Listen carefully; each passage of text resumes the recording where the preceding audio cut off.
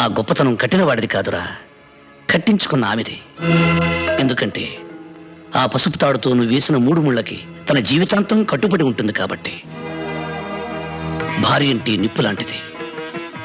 దాని విలువ తెలిసి మసలుకుంటే దీపమై జీవితాంతం వెలుగునిస్తుంది. అశ్రద్ధ చేసిన రోజున అగ్ని జ్వాలై నిన్ను నీ కుటుంబాన్ని కూడా దహిస్తుంది.